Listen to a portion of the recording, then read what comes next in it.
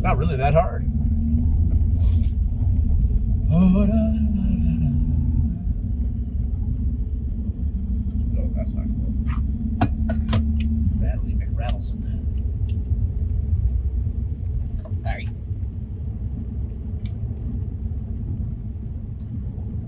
I am better looking. It should be on me more. Everybody knows that. Whatever, Artful Dodger. All right.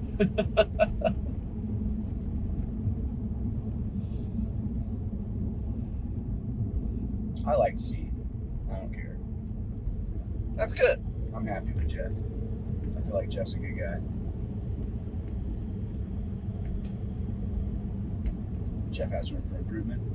Suck everybody else. Step 1, stop talking about yourself in the third person. It's a big way to improve. Make yourself look like less of a jackass by a factor of 100. Yeah, like almost immediately. You'd be surprised at how quickly that yields results. Stop it. Okay, so the chapters. In this particular case, the Moses chapter is way more valuable. Yes, Genesis. Well, again, they're both valuable because they're scripture. The Moses chapter is a lot more clear. Revelation. Yeah. So 4 and 5, they're telling the same story. It's just that Moses gives you much more detail. Well, so I read them with my kids. Just like the simple thing, like how widely misunderstood it is in the world that Cain was not Adam and Eve's first child. Mm-hmm. And Abel was not the second child. Nope. The other thing is, it starts out in Moses chapter 4 talking about Satan's goal, and that is to take control by destroying the agency of man. And in doing so, he became the devil. And his goal became to destroy mankind. That's his goal. It tells you that. He hates man. He's trying to take you out. And so then, in verse 7... So let's talk about that for a second.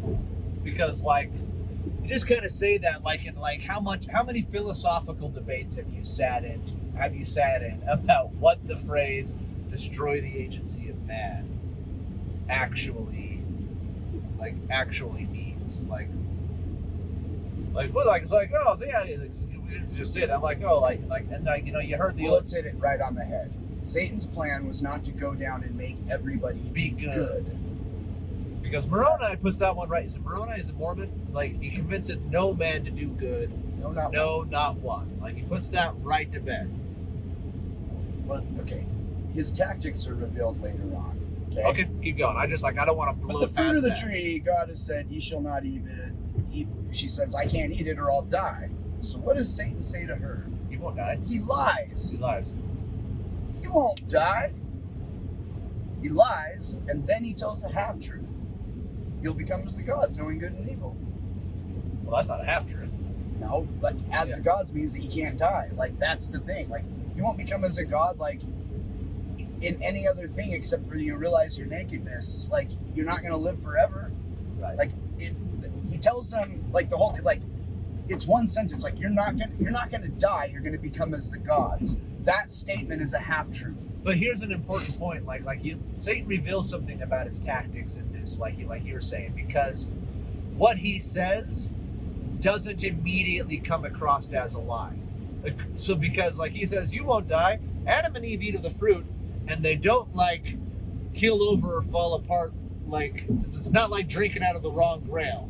But it doesn't. The lie was revealed again, but the lie was revealed instantly. He just brushes it off. They only bring up one concern. If I take the fruit, I'll die. But I'm not gonna die. Go ahead. You see that? No, you're not. If they said, I feel like he would have lied as many times as he needed to get him to take the fruit. You're missing my point. Yes, you're right. You're absolutely right about that.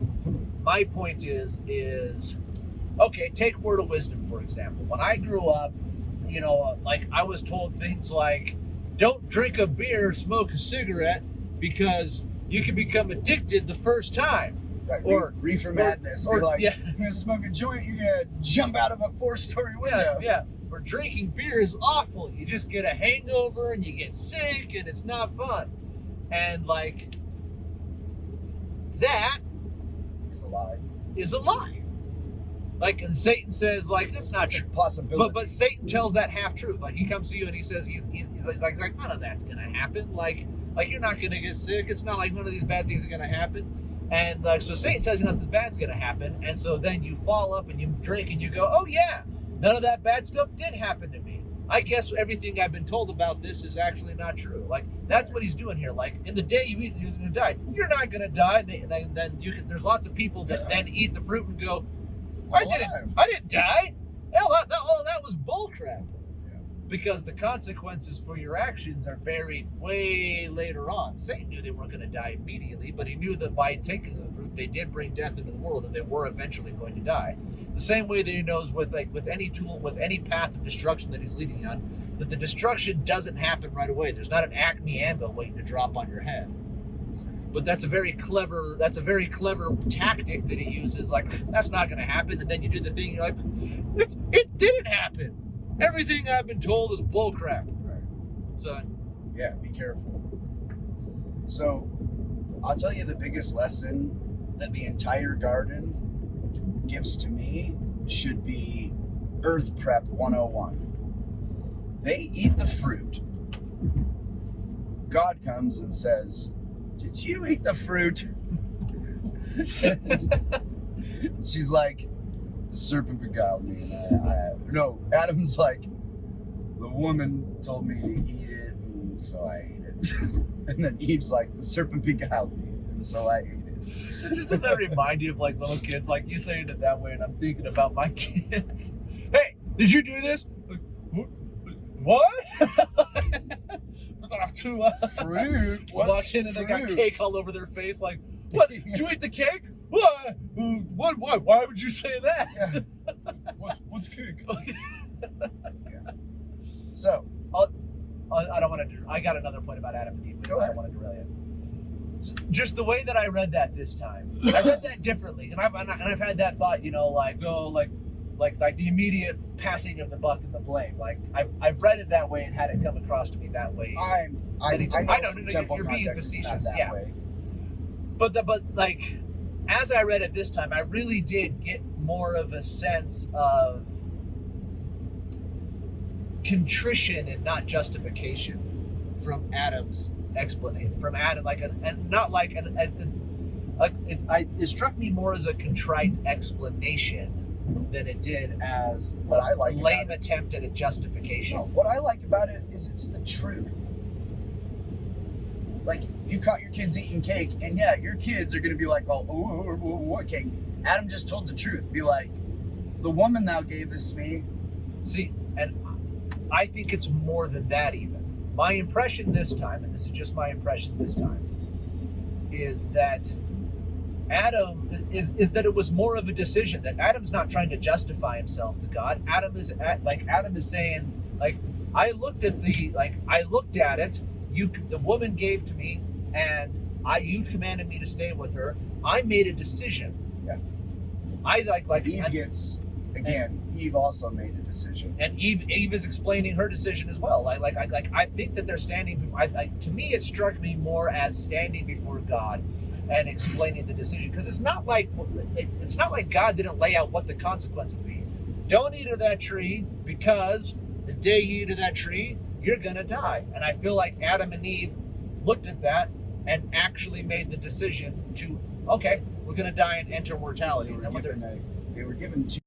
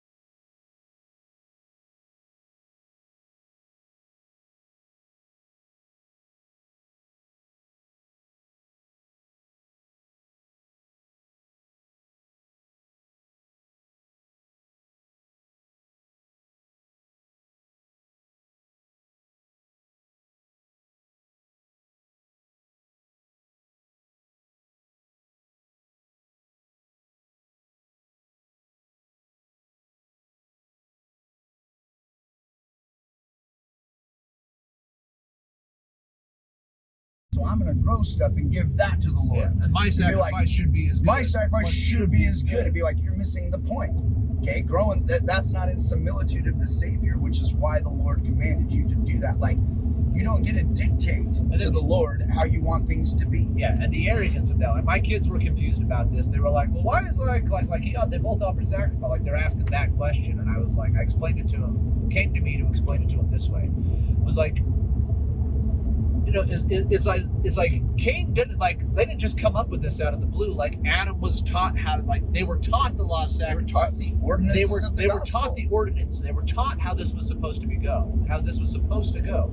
So what the equivalent is this is like, all of you guys know how baptism is. But this is the equivalent of me grabbing a cup of milk and throwing it in your face and saying, you're baptized, and then being mad when God doesn't accept how I decided the ordinance of baptism should go.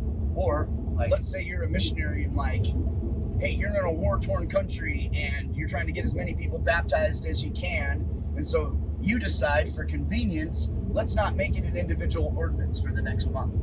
It's easier. Let's just have 50 people go down there. I'll get in the water, announce the prayer. You guys dunk yourself and you're all baptized. yeah. And then and be it's like, mad at God that's... Yeah. And then you look at God and be like, that made more sense. Yeah. Get with the times. Yeah, get with the times. This individual thing is stupid. It's war-torn, blah, blah, blah, blah, blah, blah, blah. And God looks at you and says, man, you're missing an opportunity for all the blessings just by being obedient. You're missing the opportunity for me to show you my hand and how I can make sure that you all individually get your ordinance in this war-torn. You've taken away my opportunity to confound the wise and kings for your sake. It's the same principle as Satan in the war in heaven. Like, Satan didn't present a plan. He led a rebellion. Yeah. He stood up and fought against God in the way Heavenly Father said it was going to be and said, no, do it my way. Cain, this isn't a contrite sacrifice in order to try to bring his heart and his will in alignment with God. Just really quick. This is a rebellion. Yes, the attitude of Satan. Abel brought his firstlings in the fat thereof, and the Lord had respect unto Abel and to his offering. But unto Cain and to his offering he had not respect, meaning the Lord. Now Satan knew this, and it pleased him. And it says several times that Satan Cain knew this, and it pleased him. And Cain was wroth, and his countenance fell. Satan knew exactly what he was doing. He set Cain up. Right. He deliberately told him, hey, make this offering. Told him like all the reasons why that offering would be good. Knew that God wasn't going to accept it. And knew exactly what Cain was going to do. Like, he's smarter than you, dude. And it says that Cain loved Satan more than the Lord. My thought, my thought with that is like, doesn't matter what, like, if you love something, anything more than the Lord, doesn't matter what it is. Like, there's only two churches. Yeah. Satan set him up, knew that this was gonna set him up in his pride, and knew that this was gonna go the way that it was. If in the end you didn't choose, if you don't choose the kingdom and the God, in the end it won't matter what you choose instead. Also, Elder Maxwell talking about the great and abominable whore of all the earth, he says, it's who has your heart, not your records. Woo! Sing it, Maxie. But that's a great point. I didn't think about that. It's like Cain is an analogy for a lot of us in these modern days who go to God and say, accept my sacrifice and do this the way that I think it should be done. God just very simply says, here's my ordinances and the way to be happy. And we say, I'm going to do something close to that. And that should be good enough. And that should be good enough. I know you're saying sacrifice flocks, but I don't like flocks. And then the attitude, I like trees. So I'm going to give you trees. Something that I've studied a lot over the years that comes up, particularly in the Book of Mormon, over and over again, is I call it the attitude of the unrepentant. When it doesn't go Cain's way, he gets mad, and that is a pattern. Yeah. When the unrepentant don't get their way, when God doesn't bend to the unrepentant, they get mad. Anger is their response. So Cain gets wroth, and that establishes. Cain gets wroth, and his countenance fell. And that's a pattern that is established throughout. So like you get disobedient, then Satan convinces you to get wroth, and then your countenance falls. would issue a warning that if you are trying to change the doctrines, ordinances, preachings, or practices of the Lord Jesus Christ, and it doesn't go your way, and then your response is anger, Cain establishes that pattern and where that leads. Because he's the beginning of the attitude of the unrepentant. So let's just be bold and clear right here and right now. When it comes to vaccines, when it comes to the family proclamation. Okay, I thought you were making a joke. You're not. Okay, sorry. No, I'm not making a joke. When it comes to vaccines, when it comes to the family proclamation, when it comes to like the tests of our time, like, are you listening to the prophet or not? And if you're not listening to do you think the prophet's wrong? Or are you starting to think the prophet's dumb? And they just did a proclamation about the restoration, about Joseph Smith as a prophet. Like if you're standing yourself in opposition to, I think everything is good, but this one thing should change, and then it doesn't go your way, and your attitude instead of humility is anger, you're on dangerous ground. And it pleased Satan when he set Cain up and had him fall into that trap he set. When the Lord comes out with something that reveals how we're supposed to fall on some social issue, you're supposed to be like, sweet, one less thing. Not anger. Yeah.